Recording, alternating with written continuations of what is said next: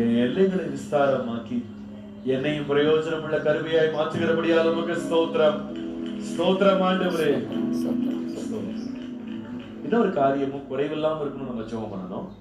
1 Thessalonica 3ஆம் அதிகாரம் 10ஆம் வசனம் பாருங்க. 1 தெசலோனிக்கே 3ஆம் அதிகாரம் 10ஆம் வசனம். விசுவாசத்தின் குறைவுகளை, உங்கள் விசுவாசத்தின் குறைவுகளை நிறைவாக்கும் பொருட்டு இரவும் பகலும் மிகவும் வேண்டிக் கொள்கிறோமே. மிகவும் வேண்டி எதை குறைவுகளை நிறைவாக்கணும்னா விசுவாசத்தின் குறைவை நிறைவாக்க வேண்டும் என்று உங்களுக்காக மிகவும் வேண்டிக் கொள்றோம். இரவும் பகலும் கர்த்தர் நம்மகிட்ட இந்த குறைவு இல்லாம கர்த்தர் பார்த்துக்கணும். என்னது அது? விசுவாசத்துல குறைவே கூடாது. விசுவாசம் நமக்குள்ள அதிகமா இருக்கும். வேதம் சொன்னாரு, மனுஷகுமாரன் வரும்போது இந்த பூமியிலே விசுவாசத்தை காண்பாரோ என்று கேட்டாரு இல்லையா? ஆண்டவர் பேதுருவை பார்த்து சொன்னாரு, பிசாசானவன் சுலகில உன்னை புடைக்கிறதுக்காக உத்தரவு கேட்டுக்கொண்டான், ஆனால் உன் விசுவாசம் ஒழிந்து போகாதபடி உனக்காக நான் என்ன செய்யணும்? அப்பனா விசுவாசத்தை ஒழிய பண்ணணும், அது குறைக்கணும், அது தாழ்ச்சி அடையணும் அப்படின்றது பிசாசனுடைய நோக்கம். ஆனா கர்த்தர் என்ன விரும்புறாருன்னா விசுவாசத்தில் வல்லவர்களாக நம்ம இருக்கணும். ஹல்லேலூயா. நம்ம எபிரேயர் 11ஆம் அதிகாரம் முழுவதும் வாசிக்கும்போது அதான் நம்ம படிக்கிறோம். அவர்கள் எல்லாம் எப்படி இருந்தாங்கன்னா விசுவாசத்தில் வல்லவர்களா இருந்தாங்க. ஆபிரகாம் இருந்த விசுவாசத்தை பாத்தீங்கன்னா அவன் பலவீனமா இருக்கிற வேலை, முதிர் வயதா இருக்கிற நம்பருக்கு எதுவே இல்லாத போது விசுவாசித்தான். நோவாவை பார்க்கும்போது அவன் காணாதவைகளை குறித்து தேவ எச்சரிக்கை பெற்று விசுவாசம் உள்ளவனாகி வேலை உண்டு பண்ணினான். உலகம் ஆக்கினைக்குள்ளானது என்று தீர்த்தான்.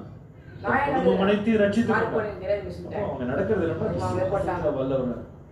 அவங்க சோர்ந்து போக முன்னால போனாங்க பாருங்க விசுவாசத்துல. நம்ம நிறைய வழியில விசுவாசத்துல சோர்ந்து போயிடும். ஆனா எனக்கு அடிக்கடி பிடித்த வசனம் இந்த பவுல் சொல்கிற வார்த்தை தான். நல்ல போராட்டத்தை போராடினேன், ஓட்டத்தை முடித்தேன், விசுவாசத்தை தக்க வச்சுக்கிட்டே இருந்தேன். அதுல குறைவே வரல. விசுவாசத்தை குறையாம காத்துக்கிட்டேன். இது முதற்கொண்டு நீதியின் கிரீடம் எனக்காக. நம்ம விசுவாச பாதையில கூட தேவனை நம்ம பின்தொடர்ந்து போகும்போது சொல்ற நம்ம அப்படியே சோர்ந்து போயிடும். ஆரம்பத்துல விசுவாசத்துல ஆரம்பிச்ச நம்ம நிறைய பேர் சந்தேகத்துல போய் முடிஞ்சோம். தேவனிடத்தில் சேருகிறவன் உண்டென்றும் தம்மை உண்மையாய் தேடுகிறவர்களுக்கு பலனளிக்கிறார் என்றும் விசுவாசிக்கணும். விசுவாசம் இல்லாமல் தேவனுக்கு பிரியமா இருப்பது.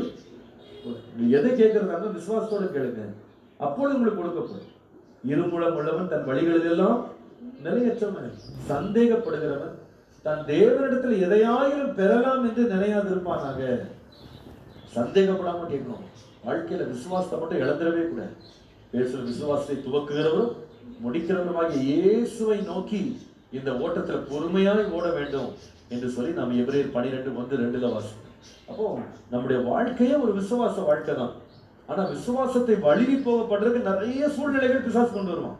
சோர்வுகளை கொண்டு வருவான், அதைரியங்களை கொண்டு வருவான், பலவீனங்களை கொண்டு வருவான், எத்தனையோ பிரச்சனை நம்ம லைஃப்ல கொண்டு வருவான். நாம சொல்லணும், இல்ல இல்ல இல்ல இல்ல நான் எப்படி இருப்பேன்னா தளர்ந்து போகாம விசுவாசத்துல முன்னேறுவேன். ஹல்லேலூயா. ஒரு நாள் தளர்ந்து போவேன், நான் தைரியமா இருப்பேன், விசுவாசத்துல உறுதியா இருப்பேன். அந்த விசுவாசத்தை நம்ம கொடுக்கறது என்னன்னு கேட்டா தேவனுடைய வசனம் தான். ஆமா, அது தேவனுடைய வசனத்துல தான் பிறக்குது. ஏன் சொல்லுகிறது?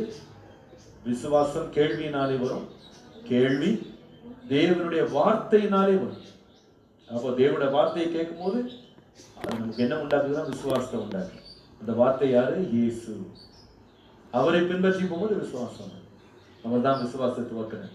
நம்ம வாழ்க்கையில் எந்த காரணத்திலையும் விசுவாசத்தை இழந்து போக விசுவாசம் சொல்லும் போது தேவன் மேல் நான் வைத்திருக்கிற உறுதியான நம்பிக்கையில எந்த பிரச்சனை எந்த போராட்டம் வந்தாலும் அவரை விட்டு கொடுக்க மாட்டேன், அவரை விட்டு விலக மாட்டேன், நான் ஒரு நாள் மனம் சோர்ந்து போக மாட்டேன், தளர்ந்து போக மாட்டேன்னு தைரியமா இருக்கத்தக்கதாக கர்த்தர் ஒரு விசுவாசத்தை நமக்குள்ளே உண்டாக்கி நம்மை பலப்படுத்தணும். நம்ம ஜெபிக்கணும்.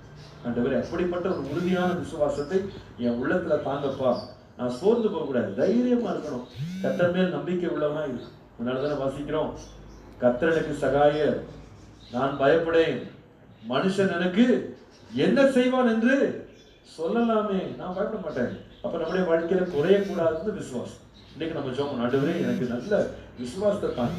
உங்கள் விசுவாசமே உலகத்தை ஜெயிக்கிற ஜெயம். ஆண்டவர் சொன்னார், நீங்கள் விசுவாசிப்பீர்கள்.